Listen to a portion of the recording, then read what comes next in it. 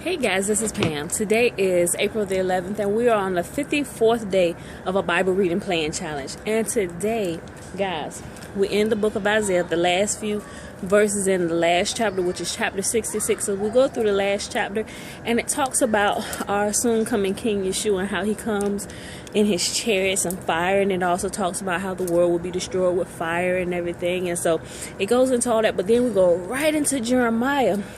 Everybody knows about Jeremiah's call. You know, God called him, and he told him, he said, don't say I'm too young. He said pretty much, because I'm going to be with you. I'm going to give you what to say, so you just need to be faithful. Set your face like a flint and speak to my people, And so it goes on, and the Lord shows Jeremiah visions of the branch of an almond tree, and he explains what that means. And he also a pot, and also he explains to him what that means as well. And guys, if you haven't read, if you're not familiar with the stories, that's why I'm not going into too much detail.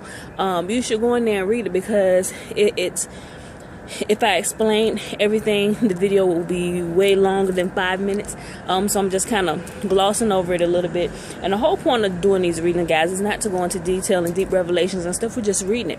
We're learning it. We're getting familiar with the word of God and everything. So as we grow in our spiritual walk with God, if the Lord needs to speak to us about something, or he wants to reveal a deeper truth to us about something, we're familiar with his word, from beginning to the end, Genesis to Revelation, front to back, so that's the whole point of this.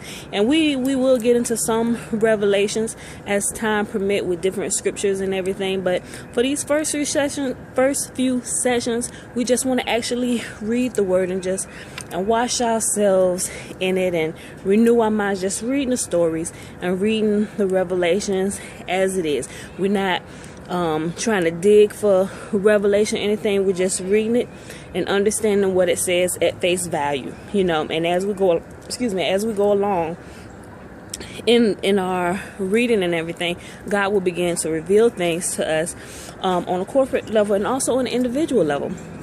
And if you don't mind, I would like you guys to share what you learned if you're able to, but Jeremiah also goes on, and God begins to talk about Israel and how when she first loved him, when she first became his bride, when he set her apart, Israel loved God. His people loved him. He said, do you remember when we first fell in love? Kind of paraphrasing it a little bit. He said, you were devoted to only me. You loved only me. He said, but somewhere down the line, you got sidetracked, and then you began to chase after other lovers. He said, what have I done that was so bad that caused you to turn away from me? He said, not only did you turn away from me, but you began to do disgusting, detestable things. He said, even the seasoned prostitute could learn a lesson from you. Wow. Ouch. If God tell you that a seasoned prostitute could learn a few tricks from you, just think about that. I wanted to say something, but I'm going to just say, just think about that. You just think about how deep that little comment was that he made, and you can actually read, he said those exact words if you read in the New Living Translation. Yeah, it gets real. It gets really real in there, but it just goes on and talk about how Israel, her state, how it just declined over the years and how she got further and further away. He said, you know what?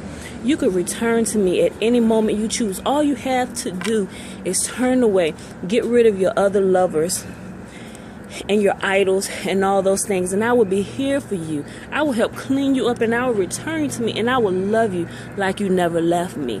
But guys, this really get awesome, and it begins to make you think. You begin to think about your own personal relationship with God, and it's like, wow, Lord, forgive me for those times where I even lost focus, where I considered placing anything ahead or above you, even my own spouse, because if my relationship with you is not right, everything is going to be rocky from then on. Every relationship is going to be rocky, so guys, read the reading today if you haven't done it already.